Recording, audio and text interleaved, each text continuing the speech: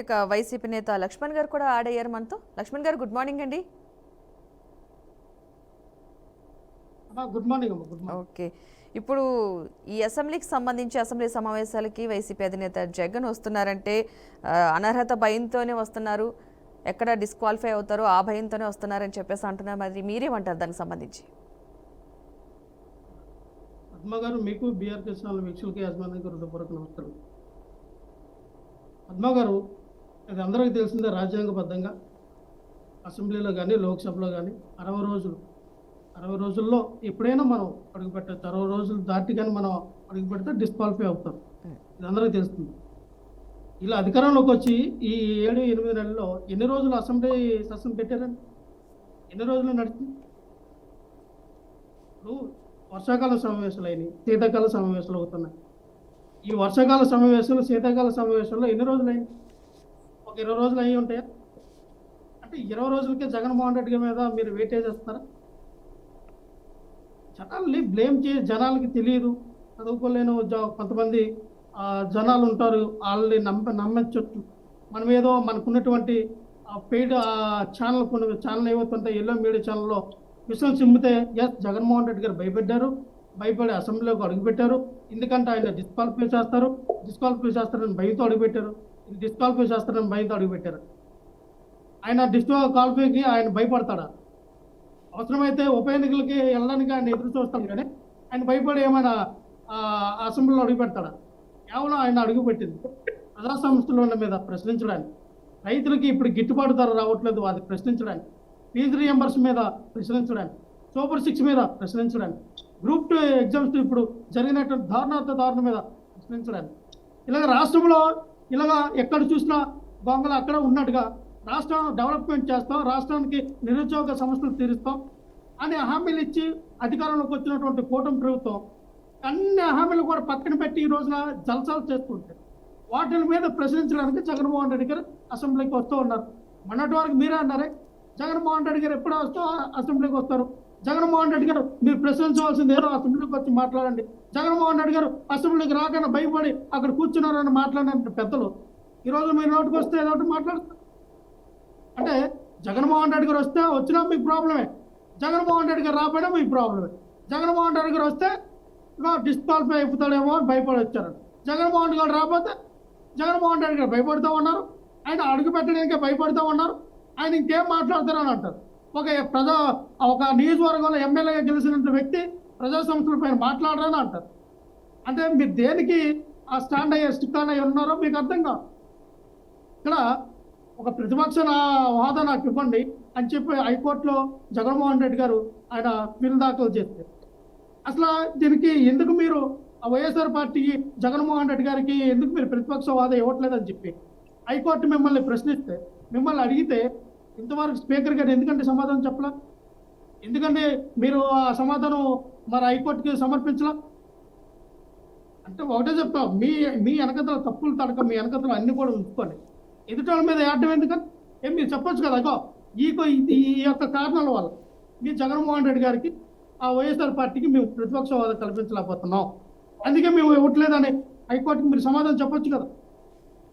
అక్కడేమో దొంగేశాలు, మీరేమో ప్రజలకేమో జగన్మోహన్ రెడ్డి గారు అసెంబ్లీకి రావట్లేదు, మాట్లాడట్లేదు, భయపడుతూ ఉన్నారని ప్రసారం చేయడం, అది ముందు క్లియర్ చేయాలి. ఇంకో విషయాన్ని, జగన్మోహన్ రెడ్డి గారు నిన్న అసెంబ్లీకి వస్తారని స్టేట్మెంట్ ఇవ్వగానే ఒకటే ఊకదంపుడు ప్రసంగాలు ఆడుకునే టీవీ ఛానల్ అన్నింటిలో కూడా చెప్తూ ఉన్నారు. కానీ నిన్న జరిగినటువంటి గ్రూప్ 2 ఎగ్జామ్ చూశారు కదా సార్, వాళ్ళు ఒక 10 సంవత్సరాలు, ఒక దశాబ్ద కాలం వాళ్ళ జీవితాన్ని పన్నంగా పెట్టి ఒక 5 సంవత్సరాలు వాళ్ళు ఆ ఎగ్జామ్ రాయడానికి కష్టపడి చదివి, వాళ్ళ ఇంట్లో ఉన్నటువంటి ఆ కుటుంబాన్ని పక్కన పెట్టి, వాళ్ళు అక్కడ ఉన్నటువంటి తరబేతి తీసుకొని, ఆ యొక్క స్టడీ సర్కిల్లో తరబేతి తీసుకొని వాళ్ళు ఎగ్జామ్ కోసం ఎదురు చూస్తే, ఈ రోజున రాష్ట్రంలో ఉన్నటువంటి మిస్టేక్స్ని సరిచేయండి అని అడిగితే ఇంకా చేస్తాం ఖచ్చితంగా ఈ పరీక్షను మీ వాయిదా వేస్తామని చెప్పినటువంటి విద్యాశాఖ మంత్రి అయినటువంటి లోకేష్ గారు లాస్ట్లో ఏం చేశారండి? లేదు ఎగ్జామ్ జరుగుతుందని ఏపీపీఎస్ నుంచి ఆ చైర్మన్ నుంచి ఒక లెటర్ విడుదల చేయించారు. లేదు ఎగ్జామ్ యథాతథంగా జరుగుతుంది. గవర్నర్ గారు చెప్పి ఆపించలేరా? మీరు ఇలా ఏమంటారంటే ఏపీపీఎస్ అనేది రాజ్యాంగబద్ధంగా నడిచేదండి, అది స్వతంత్ర స్వయంపత్తి ఆ, వ్యవస్థ మా రాజకీయాలకు సంబంధం లేదండి. చైర్మన్ ఎన్నుకున్న పెట్టింది ఎవరండి? మీరే కదా, మీ కూటమి నాయకులే కదా. ఏపీఎస్ చైర్మన్ ఎవరు? ఐఏఎస్ తీసుకెళ్లి ఆ చైర్మన్ ఈ బాధ్యతలు ఉన్నని గవర్నర్కి తీసుకెళ్లి చెప్పింది ఎవరు? చంద్రబాబు నాయుడు గారు కదా. ఏం మీరు చెప్తే ఆపలేరా? ఒక పక్కేమో ఆ ఎన్నికల కోడ్ ఉందని కుంటి సాకులు చెప్తూ ఉంటారు. ఎన్నికల కోడ్కి దానికి సంబంధం ఏమిటండి? ఒకటి చెప్తాం మేడం, మీరు నిరుద్యోగుల్ని వాళ్ళ బంధులో తొక్కాలని చేస్తున్న ప్రయత్నం, వాళ్ళ జీవితాన్ని ఈ రోజున నాశనం చేశారు. రాష్ట్రంలో ఉన్న మిస్టేక్లు మీకు తెలుసు. ఏవైతే మరి హారిజాంటల్ ఉన్నటువంటి కేటగిరీ ఏదైతే ఉందో, అలాగే వర్టికల్ కేటగిరీలో ఉన్నటువంటి ఈ యొక్క రిజర్వేషన్లో, హారిజాంటల్లో ఉన్నటువంటి రిజర్వేషన్లో మరి మహిళలకు ఎన్ని కోటా ఇస్తూ ఉన్నారు, అలాగే ఫిజికల్ ఛాలెంజ్కి ఎన్ని ఇస్తూ ఉన్నారు, అలాగే స్పోర్ట్స్ కోటాలో ఎన్ని ఇస్తూ ఉన్నారు అని చెప్పి ఏది కూడా క్రిస్టల్ క్లియర్గా మెన్షన్ చేయలేదు. వర్టికల్లో ఉన్నటువంటి కోటాలో మీరు పెట్టినటువంటి ఇదేంటంటే ఓసీకి ఎన్ని సీట్లు ఇస్తారు, బీసీకి ఎన్ని ఇస్తారు, ఎస్సీ ఎస్టీ వాళ్ళకి ఎన్ని ఇస్తారు అని దాంట్లో అందులో ఏబిసిడిఈ అని దీంట్లో కూడా ఎవరికి ఎన్ని సీట్లు ఇస్తారని కూడా మీరు మెన్షన్ చేయలేదంటే అంత దౌర్భాగ్యమైన స్థితిలో మీరు ఉన్నారు. ఈ నోటిఫికేషన్ కూడా మీరు సరి చేయలేకపోతే ఏమో ఇంకా నిరుద్యోగులకు ఏమన్నా ఇస్తారండి మీరు? ఆమె ఆ యొక్క 10 సంవత్సరాల కష్టం ఏమవుతుందండి? వాళ్ళు అంత మెంటల్ టెన్షన్తో నేను ఎగ్జామ్ రాశారు కొంతమంది. అంటే 5 లక్షల మంది ఎగ్జామ్ రాస్తే 92,000 మంది గ్రూప్ 2 మెయిన్స్కి వాళ్ళు మరి సెలెక్ట్ అయ్యి 79,000 మంది ఎగ్జామ్ రాశారండి. అంటే మీరు ఏ దారుణం వాళ్ళని హింసించిన హఠాత్తుగా అర్ధరాత్రప్పుడు అరెస్టులు చేసి వాళ్ళు ఎవరైతే ఈ గ్రాడ్యుయేట్స్ ఉన్నారో 2 కాలు మోకాల పైన నిలబడి వాళ్ళు ప్రభుత్వాన్ని అర్జించుకున్నారండి. ఇంత దౌర్భాగ్యమైన స్థితికి ఒక చదువుకున్నటువంటి విద్యార్థులు తీసుకొస్తారా? రేపొద్దున వాళ్ళు ఈ గవర్నమెంట్లో ఉన్నతమైన స్థితిలో గెజిటెడ్ ఆఫీసర్లుగా ఉండడానికి కదా వాళ్ళు కూడా పెద్ద పెద్ద ఆఫీసులు అవుతారు కదా ఎగ్జామ్ రాసిన తర్వాత. అంటే అటువంటి అధికారులు మీరు అటువంటి చదువుకునే యువకుల్ని వాళ్ళ మనోభావాలు వాళ్ళ ఆత్మ గౌరవాన్ని మీరు తగ్గించి వాళ్ళని భంగపాటు కల్పించి మీరు ఎగ్జామ్ కల్పిస్తే ఎలాగండి? ఇదైనా మీరు కూటమిలో ఏమని ఇచ్చారు? మీరు నారా లోకేష్ గారు మేము అధికారంలోకి రాగానే గ్రూప్ 2లో ఉన్నటువంటి ఆ నోటిఫికేషన్లు ఏమైనా రాష్ట్రంలో మిస్టేక్స్ ఉంటే మీకు సరి చేస్తాం, మీకు మంచి ఎగ్జామ్ జరిగేలాగా మీకు కండక్ట్ చేస్తామని చెప్పినటువంటి నారా లోకేష్ గారేమో పాకిస్తాన్ ఇండియా జరిగినటువంటి మ్యాచ్ చూడటానికి దుబాయ్ వెళ్ళి మీరు విలాసాలు జరుపుతారా? పవన్ కళ్యాణ్ గారికి ఏమో జ్వరం వచ్చి అపోలో హాస్పిటల్లో జాయిన్ అవుతారా? చంద్రబాబు నాయుడు గారేమో మరి ఆయన వయసు అయిపోయింది, వయసు రీత్యా 75 సంవత్సరాల్లోనే పాపం ఆయనకు చలి శీతాకాలంలో మరి చలేసి ఇంట్లో దుప్పటి కప్పుని పడుకుంటారా? అంటే ప్రజా సమస్యలు మీకు పట్టవా? ప్రజా సమస్యల మీద విద్యార్థుల నిరుద్యోగ సమస్యలు మీకు పట్టవా? మిమ్మల్ని ప్రశ్నిస్తే మాత్రం మీరు వచ్చి సమాధానం చెప్పరా? దూరంగా జరిపి ఆ యొక్క ప్రజలు ఎలా పోతే మాకెందుకు, నిరుద్యోగులు ఎలా పోతే మాకెందుకు, రైతులు గిట్టుబాటు ధర ఇవ్వకపోయినా వాళ్ళు ఎలా పోతే మాకెందుకు, మనం ఎలాగో దొంగ హామీలు ఇచ్చాం కదా సూపర్ 6 అని చెప్పి ఏదో మతలబు చేసి మనం అధికారంలోకి వచ్చాం కదా, మనం ఏం చేసినా చెల్లుతుందంటే కరెక్టేనా? ఈ ప్రజాస్వామ్యంలో కరెక్టేనా? అధికారం మీకు వచ్చిందే కదని మీకు నచ్చినట్టు మీ పరిపాలన చేస్తే మీరు 23 నుంచి 164 సీట్లకు కూటమి ప్రభుత్వం వచ్చిందని మీరు సంబరాలు పడితే మళ్ళీ రేపొద్దున మీరు 5 సీట్లకు మీరు ఇచ్చినటువంటి సూపర్ 6 హామీ ఉన్నారే, ఆ సూపర్ 6లో 6 సీట్లుగా మీరు పరిమితం అవ్వడానికి గ్యారంటీ ఏమన్నా ఇవ్వగలరా? మీకు ఇచ్చినటువంటి పరిపాలన, మీకు ఇచ్చినటువంటి పరిపాలన మీరు చేయాలి కానీ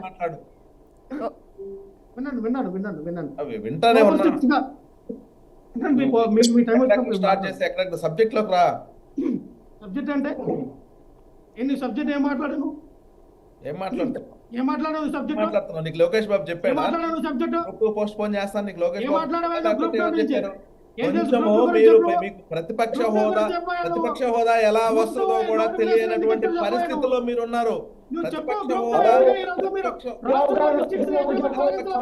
ప్రతిపక్ష హోదా ఎలా వస్తుందో తెలియదు. 1994 కాంగ్రెస్ పార్టీకి పూర్తి మెజారిటీ లేకపోతే ప్రతిపక్షంలో ఉండదు. ఆ విషయం తెలుసుకో. 1994 ఆంధ్రప్రదేశ్ లో 294 ఆ రోజు టీడీపీకి 216 వస్తే కాంగ్రెస్ ఆ రోజు పీజేఆర్ కు ఫ్లోర్ లీడర్ గా ఉన్నారు. ప్రతిపక్ష నాయకుడు మీలాగా నాకు చాక్లెట్ ఇవ్వండి, నాకు ప్రతిపక్షం ఇస్తే వస్తానని ఆడలేదు. అసెంబ్లీ అయిన తర్వాత ఒక చట్టసభల్లో ఒక రూల్ బుక్ ఉంటుంది, ఆ రూల్ బుక్ ప్రకారం వెళ్ళాలి. తర్వాత ఏం మాట్లాడుతున్నావు? గ్రూప్ 2 గురించి కన్నీరు గార్చారు. సబ్జెక్ట్ తెలుసు. 5 లక్షల మంది 5 లక్షల మంది కాను 72,000 మంది ఉన్నారని చెప్పేసి ఏం చెప్పావు? 92% విన్నా, నీకు 92% గ్రూప్ 2 కట్టిన సబ్జెక్ట్ వినవయ్యా. తెలుసుకో. ఒక్క నిమిషం. సబ్జెక్ట్ లేకుండా వాగడానికి వస్తావు నువ్వు. సబ్జెక్ట్ మీరు తెలుసుకో. రాజ్యాంగం గురించి మాట్లాడుతుంటే మీరు రాజ్యాంగం గురించి మాట్లాడుతుంటే దొంగలే రాఘవేంద్ర గారు, లక్ష్మణ్ గారు, లక్ష్మణ్ గారు, వేదాలు ఒల్లిస్తున్నటువంటి పరిస్థితి మీది. రాఘవేంద్ర గారు. మీకు రాజ్యాంగం గురించి మాట్లాడడం సిగ్గు ఉండాలి. మీకు అసలు మీరు రాజ్యాంగం గురించి మీరు మాట్లాడుతున్నారని కొంచెం సిగ్గు ఉండాలి. రాజ్యాంగం అనేది తుంగలో తొక్కి రాష్ట్రాన్ని land mafia, sand mafia, wine mafia, mine mafia తయారు చేసిన దౌర్భాగ్యులు మీరు. రాష్ట్రాన్ని సర్వనాశనం చేశారు. ఈ రోజు రాష్ట్రాన్ని సర్వనాశనం చేశారు మీరు.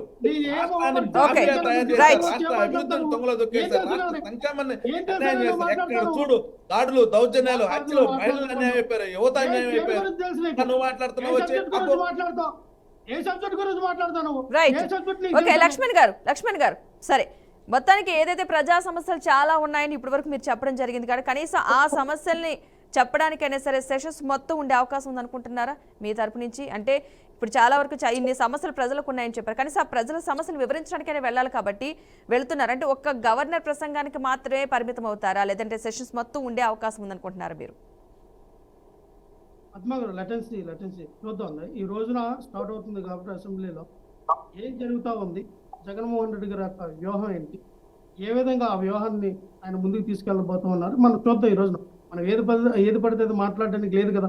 నిజంగా మీరు అన్నట్టుగా జగన్మోహన్ రెడ్డి గారు గవర్నర్ గారి యొక్క ప్రసంగం విని వచ్చేస్తారా, లేదు ప్రజా సంస్థల పైన మాట్లాడతారా, మాట్లాడితే పరిస్థితులు ఏంటి, మాట్లాడకపోతే పరిస్థితులు ఏంటి అనేది రేపొద్దున మీరు మళ్ళీ డిబేట్ పెడితే మనం మాట్లాడదాం. ఈరోజు జరిగేది ఏదంటే ఇంకా అడుగు పెడతా ఉన్నారు. జగన్మోహన్ రెడ్డి గారు మాట్లాడి వస్తారా, లేదు జగన్మోహన్ రెడ్డి గారు ఆ లోపలికి వెళ్ళిన తర్వాత చంద్రబాబు నాయుడు గారికి, పవన్ కళ్యాణ్ గారికి స్టేకండ్ ఇస్తారా, అది ఏం జరుగుతుందంటే మనం చూడాలి. వెళ్ళిన తర్వాత జగన్మోహన్ రెడ్డి గారి మీద మాకున్నటువంటి సమాచారం ప్రకారం జగన్మోహన్ రెడ్డి గారు ఈ రోజున రాష్ట్రంలో జరిగినటువంటి సమస్యలపైన ఖచ్చితంగా తన యొక్క గళాన్ని వినిపిస్తారు. అది కూడా జగన్మోహన్ రెడ్డి గారికి ఒక సాధారణమైన ఎమ్మెల్యేకి ఇచ్చిన టైం కన్నా కాస్త ఎక్కువ, ఒక 5 నిమిషాలు 10 నిమిషాలు టైం ఇస్తే ఖచ్చితంగా ఆయన మాట్లాడడానికి ప్రయత్నం చేస్తారు, ఆయన మాట్లాడుతున్నారు. లేదా ఒక సాధారణమైన ఎమ్మెల్యేకి ఇచ్చినటువంటి 1 నిమిషం 2 నిమిషాలు టైం ఇస్తే తదుపరి యాక్షన్ ఎలా ఉంటుందని ఆయన కూడా ప్రకటిస్తారు. అందులో ఎటువంటి డౌట్ లేదు. పూర్తిగా జగన్మోహన్ రెడ్డి గారు ఈ రోజున అడుగుపెట్టింది ప్రజా సంస్థలపై ప్రశ్నించడానికి అడుగుపెట్టారు. ఎవరికో భయపడి మాత్రం వెళ్ళలేదు. డిస్క్వాలిఫై అవుతారని దీని మీద అయితే అసలు వెళ్ళలేదు. ఖచ్చితంగా మీరు గమనించాలి. మీకు నచ్చినట్టుగా మీరు ఎలా పడితే అలాగా మాట్లాడి మీ టీవీ ఛానల్ ఎలా పడితే అలాగా జగన్మోహన్ రెడ్డి గారి మీద ట్రోలింగ్ చేస్తే అది జనాలకు వచ్చిన నష్టమే ఉంది, మాకు వచ్చిన నష్టమే ఉందని జనాలు గమనిస్తూ ఉన్నారు కదా. మినిమం నాలెడ్జ్ ఉన్న వ్యక్తులకి ఎవరికైనా తెలుసు 60 రోజుల వరకు అసెంబ్లీకి కానీ లోక్సభలకు కానీ మనం వెళ్ళకపోయినా డిస్క్వాలిఫై చేయడానికి ఎవరికి ఆ రైట్స్ లేవు. ఆ స్పీకర్ అనే వ్యక్తికి కానీ ఎవరికి ఆ రైట్స్ ఉండవు. 60 రోజుల్లోపు మనం అడుగు పెట్టకపోతే ఖచ్చితంగా ఆ రైట్స్ అనుకుంటే వాళ్ళ తదుపరి వెళ్తే మిగతావి ఏ రకంగా వెళ్ళాలనేది న్యాయబద్ధంగా వెళ్తారు, జరగవలసిన దానికి మనం సిద్ధమై ఉంటారు. సో అంతేగాని జగన్మోహన్ రెడ్డి గారు భయపడి వచ్చారు. ఈ రోజున జగన్మోహన్ రెడ్డి గారు అధ్యక్ష అని పిలవడానికి అంత క్వాలిఫికేషన్ ఉందా? అయిన పాత్రుడికి అంత క్వాలిఫికేషన్ ఉందా? రఘురామ కృష్ణరాజుకి? జగన్మోహన్ రెడ్డి గారు మిమ్మల్ని అధ్యక్ష అని పిలవాలని అంటే మీరు ఎంతో పుణ్యం చేసుకోవాలి. మీ క్వాలిఫికేషన్ ఏంటి? మీరు బూత్లో మాట్లాడే వ్యక్తులు, మీరు మీ క్యారెక్టర్ ఏంటి, మీ క్రెడిబిలిటీ ఏంటి? ఒక జగన్మోహన్ రెడ్డి గారు వచ్చి మిమ్మల్ని అధ్యక్షులని అన్నాలని కోరిక మీరు ఏదైతే అంత బలవంతంగా ఉందో మన క్యారెక్టర్ కూడా అంత బాగుండాలి. మన ఒక వ్యక్తికి త్వరగా గౌరవం ఇచ్చేటట్టుగా ఉండాలి. ఆ వ్యక్తి అదే నీ పార్టీకి, నీ నాయకుడికి నీకు ఉండే ఒక నిబంధన. కనీసం బుద్ధుందా? ఒక స్పీకర్ చైర్ ని అవమానిస్తున్నావు నువ్వు. స్పీకర్ లో కూర్చున్న వ్యక్తి ఎటువంటి వాళ్ళైనా సరే, respect that. You don't know how to treat the people. You don't know what is the chair. Okay, Lakshman garu ఏంటో నువ్వు మాట్లాడుతున్నావు. ఇలాంటి వాళ్ళతో డిబేట్ లో కూర్చోడానికి కూడా కొంచెం ఇది ఉండాలి. స్పీకర్ చైర్ గౌరవించిన స్పీకర్ చైర్ గురించి ఒక్క నిమిషం లక్ష్మణ్ గారు రాజేంద్ర గారు, స్పీకర్ చైర్ ఒక భారత రాజ్యాంగంలో భారత పౌరుడుగా నువ్వు స్పీకర్ చైర్ అవమానిస్తున్నావు. స్పీకర్ చైర్ అవమానిస్తున్నావు. క్షమాపణ చెప్పు. ముందు క్షమాపణ చెప్పు. స్పీకర్ చైర్ కి మాట్లాడమని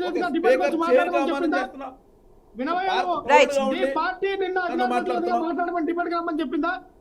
ఒక ఎవరు మాట్లాడమని నా చెప్పిందా? పార్టీ నేను అధికార ప్రతినిధి పోయి చూసుకో. వినో. నువ్వు మాట్లాడుతున్నావు. వినో. వినో. స్పీకర్ కి ఎంత వినో. రెస్పెక్ట్ ఇవ్వాలో తెలియదు. మళ్ళీ Okay, right. స్పీకర్ వినో. డిబేట్ కి వచ్చి మాట్లాడుతున్నావు. ఇంకా వినవయ్యా వాళ్ళు క్షమాపణ స్పీకర్కి చెప్పు. రెస్పెక్ట్ ఇస్తారు. స్పీకర్కి రెస్పెక్ట్ ఏది ఇస్తారు. ఇచ్చావు ఇప్పుడు? ఏమి ఇచ్చావు నువ్వు? ఖచ్చితమైన వ్యక్తి. జగన్మోహన్ రెడ్డి చేత అర్హత లేదు, వాళ్ళ అర్హత లేదు, వీళ్ళ అర్హత లేదు. ఏం మాట్లాడుతున్నావు? వినో ఒక వ్యక్తిని ఆ ఉన్నతమైన స్థితిలో ఒక స్పీకర్ స్థితిలో కూర్చున్న వ్యక్తుల్ని మనం ఏ క్రెడిబిలిటీ ఉన్న వ్యక్తులు కూర్చోబెట్టామో మీరు ఆలోచించుకోవాలి. స్పీకర్లుగా డిప్యూటీ స్పీకర్ లక్ష్మణ్ గారు ఒక్క నిమిషం. లక్ష్మణ్ గారు. చేసినట్టు ఎక్కడికి వెళ్ళింది మీ క్రెడిబిలిటీ? ఎక్కడికి వెళ్ళింది మీ యొక్క విలువలు? లక్ష్మణ్ గారు, లక్ష్మణ్ గారు ఒక్క నిమిషం. నువ్వు మాకు గుర్తు చేయాల్సిన అవసరం లేదు. మా క్రెడిబిలిటీ నువ్వు మాకు గుర్తు చేయాల్సిన అవసరం లేదు. మా క్రెడిబిలిటీ మీద మాకు తెలుసు. సభను ఎలా నిర్వహించాలో తెలుసు. లక్ష్మణ్ గారు. ఎవరు ఉండాలో తెలుసు. అన్ని మాకు తెలుసు. మిడిమిడి జ్ఞానంతో ఇక్కడ వచ్చి నువ్వు మాట్లాడుతూ మిడిమిడి జ్ఞానంతో లక్ష్మణ్ గారు, ఇక్కడ వచ్చి లక్ష్మణ్ గారు. మాట్లాడుతూ అందరూ కూడా ప్రతిపక్షము అధికార పక్షము అందరూ కూడా స్పీకర్ చైర్కి నువ్వు ఒక ఫస్ట్ వ్యక్తిని సమాధానం అధ్యక్ష క్షమాపణ అని చెప్పు. అనాలంటే ఆ స్పీకర్ వ్యక్తి చైర్ పక్ష ఎంత క్షమాపణ చెప్పు. గొప్పవాడై ఉండాలో, ఒక ఎంత భారత విలువతో పౌరుడుగా కూడిన ఉండి ఉండాలో, ఒక ఆ క్యారెక్టర్ రికగ్నైజ్డ్ ఎంత పార్టీలో గొప్పగా ఉండి నీ ఉండాలో. నాయకుడు నీకు ఇదేనా నేర్పింది? మనం ఎవరిని పెడితే స్పీకర్ చైర్ని అవమానిస్తావు? అధ్యక్ష అనాలి, వాళ్ళతో మేము అధ్యక్ష అనిపించుకోవాలి.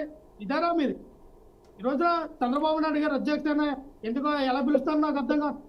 అదే వ్యక్తిని పవన్ కళ్యాణ్ గారు అధ్యక్ష అని ఎలా పిలుస్తారో నాకు అర్థం కావట్లా. గతంలో అదే వ్యక్తి ఆ వ్యక్తి సంబంధించిన కొడుకు అదే చిరంజీవి గారిని ఎలా మాట్లాడారు? చిరంజీవి గారిని ఎన్ని బూతులు తిట్టారు. ఓకే, లక్ష్మణ్ గారు, లక్ష్మణ్ గారు, మన టాపిక్ డైవర్ట్ అయిపోతుంది. లక్ష్మణ్ గారు అక్కడ పెట్టుకుంటా నాకు అర్థం కాదు. ఓకే, ఇలా ఓకే. మాట్లాడేది అంటే మీరు మీ ఎమోషనల్ అంతా ఫ్యాన్స్ రూపంలో మీరంతా క్యారీ చేసి మీ సినిమాలు ఆడించుకోవడానికో మీ సినిమా టికెట్లు తెగించడానికో అభిమానుల మధ్య గొడవలు పెట్టి అభిమానుల్లో ఒక రక్తాన్ని చిందించినటువంటి లక్ష్మణ్ గారు ఒక్కసారి మీరు తీసుకొని ఎంజాయ్ చేసినటువంటి వ్యక్తులకి లక్ష్మణ్ గారు. విలువల గురించి మనం మాట్లాడలేము. ఓకే, ఓకే, ఓకే, లక్ష్మణ్ గారు. ఓకే, ఓకే, లక్ష్మణ్ గారు. స్పీకర్ గా ఎవరికి రాజకీయ లింజత్వం అన్న మనిషికి మీరు ఇచ్చిన మనిషికి ఉంటారు. ఓకే, లక్ష్మీకాంత్ గారు, మీ వాయిస్ క్లియర్ గా లేదు. ఓకే. నువ్వు విషయం పాయింట్ మాట్లాడకుండా ఓకే. Topic divert చేయబాకు. నువ్వు ఓకే, లక్ష్మీకాంత్ గారు, మీ వాయిస్ క్లారిటీగా లేదు. కూడా కొనకుండా నువ్వు చేసిన మీరు చేసిందండి మీరు మన మిర్చి రైతులకు ఎందుకు డబ్బులు ఇవ్వాలి మీరు? ఓకే, ఓకే, లక్ష్మణ్ గారు, ఒక్క నిమిషం, ఒక్క నిమిషం. అదిగో లక్షలు అని చెప్పి రాజకీయ లబ్ధి పొందడానికి రాజకీయ ముందు ఎలక్షన్ ముందు చేసిన స్టంట్ మర్చిపోవాలి ఆంధ్రప్రదేశ్ రాష్ట్ర ప్రజలు. లక్ష్మణ్ గారు, మనకి టాపిక్ డైవర్ట్ అయిపోతుంది. మనం మాట్లాడే టాపిక్ ఒకటి, జరిగేది ఒకటి జరుగుతుంది. లక్ష్మణ్ గారు, ఒక్క నిమిషం. లక్ష్మణ్ గారు అంటే లక్ష్మీకాంత్ గారు. పండించిన రైతులు గాలి వదిలేస్తారా? పత్తి రైతులు గాలి వదిలేస్తారా? మీరేమో ఇంటర్ ట్రస్ట్ భవన్కి 50 లక్షలు ఇస్తారా? ఇదేమో మీ పవన్ కళ్యాణ్ చేసినటువంటి న్యాయం. ఎలక్షన్ కు ముందేమో పవన్ రైతులు నేను ఆదుకుంటా, పవన్ రైతులకి ₹1,00,000 ఇస్తానని ఒక్క నిమిషం లక్ష్మీకాంత్ గారు, లక్ష్మణ్ గారు, ఒక్క నిమిషం ఆగితే మీ వాయిస్ అసలు ఒకరి తర్వాత ఒకరు మాట్లాడితే ఏమైనా అర్థమవుతుంది. ఇద్దరు కన్ఫ్యూజ్ గా మాట్లాడితే మన జనానికి ఏం చెప్పాలో అర్థం కాదు. ₹1,00,000 డబ్బులు ఇస్తామన్నారు, సొంత డబ్బులు ఖర్చు పెట్టారని ఓకే, రైట్, లక్ష్మణ్ గారు, ఒక్క నిమిషం. ప్రభుత్వం నుంచి రావాల్సినటువంటి ప్రజలు కట్టినటువంటి ట్యాక్స్ డబ్బులు కానీ ఈ రోజున ఎందుకు మీరు రైతులు కోల్పోతూ ఉన్నారు? లక్ష్మణ్ గారు, ఒక్క నిమిషం. ఆ రైతులకు ఎందుకు మీరు డబ్బులు కోల్పోతూ ఉన్నారు? ఏం మాట్లాడతారు మీరు? నాకు అర్థం కావట్లా. ఏంటయ్యా మీరు మాట్లాడేది సబ్జెక్టు? Right, right.